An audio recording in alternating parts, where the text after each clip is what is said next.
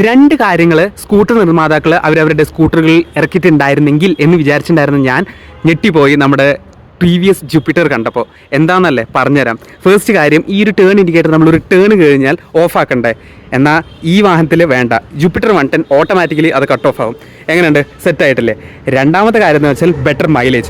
10% more മൈലേജാണ് ഈ വാഹനത്തിന് കിട്ടുന്നത്. അറൗണ്ട് 65 to 70 കിട്ടുന്നുണ്ട്. എന്തുകൊണ്ടാണെന്നല്ലേ, ഈ ഒരു TVS ഐഗോ അസിസ്റ്റ് പറഞ്ഞൊരു സംഭവം കാരണം. ഇതിലൊരു ഇൻറ്റഗ്രേറ്റഡ് സ്റ്റാർട്ടർ ജനറേറ്റർ ഉണ്ട്. അതുവഴി നമ്മൾ കൂടുതൽ ത്രോട്ടിൽ കൊടുക്കുമ്പോൾ ആ ഒരു ജനറേറ്റർ വഴി കൂടുതൽ എനർജി ജനറേറ്റ് ചെയ്യുമ്പോൾ, അതായത് നമ്മൾ റീജനറേറ്റീവ് ബ്രേക്കിംഗ് ഇല്ലേ, അതേപോലെ തന്നെ ഇതിൻ്റെ ബാറ്ററി റീജനറേറ്ററായിട്ട് കൂടുതലും ഫ്യൂല് കൺസ്യൂം ചെയ്യാണ്ട് വാഹനത്തിൻ്റെ ബാറ്ററിയുടെ എനർജി വഴി കൺസ്യൂം ചെയ്തിട്ടാണ് ഈ വാഹനം ഓടുന്നത്. അതേ വ്യൂവേഴ്സ്, പിന്നെ അടിപൊളി സീറ്റിംഗ് പൊസിഷനാണ്. അതേപോലെ തന്നെ ഓടിക്കുമ്പോഴും വളരെ കംഫർട്ടബിൾ ആണ്. നമുക്ക് അടിപൊളി സസ്പെൻഷനുമാണ് വരുന്നത്. ഈ ഒരു കളർ പറഞ്ഞാൽ ഒരു പീക്കോ കളറാണ്, മയിലിനെ പോലെ ഉണ്ട്. ബ്യൂട്ടിഫുൾ ആയിട്ടുണ്ട് ഈ ഒരു സംഭവം.